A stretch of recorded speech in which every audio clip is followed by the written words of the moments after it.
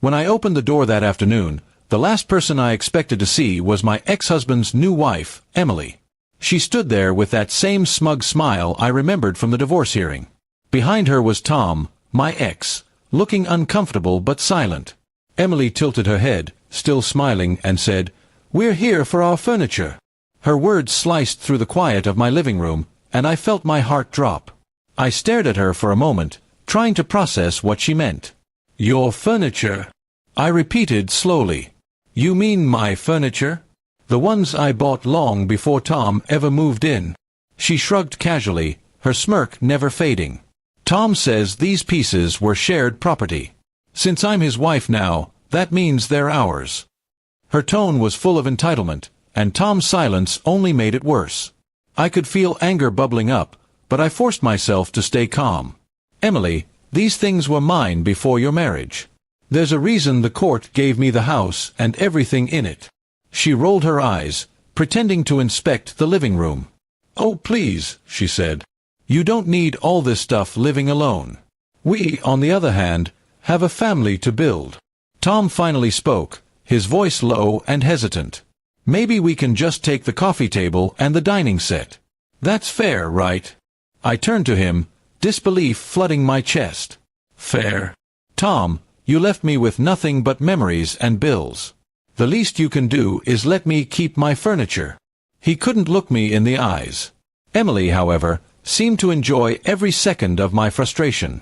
When I refused to let them in, Emily crossed her arms and said coldly, "Fine, we'll get the lawyers involved again. You'll be hearing from us." She spun on her heel and walked down the porch steps, her heels clicking sharply against the concrete. Tom followed quietly, but before he got into the car, he looked back, almost as if he wanted to say something. Then he didn't. They drove off, leaving me standing there with shaking hands. 4 days, I couldn't stop thinking about that visit. It wasn't just about furniture, it was about control. Emily wanted to make a point, to show me that she'd won.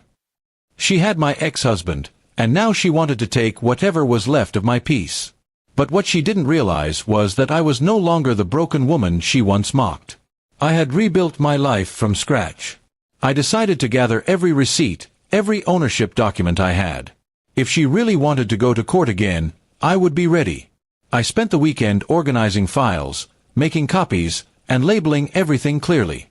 It wasn't just about defending my things. It was about standing up for myself after years of being walked over. A week later, Tom showed up alone. I could see guilt written all over his face. "Look," he stuttered, "Emily went too far. She shouldn't have come here. I told her those things weren't ours."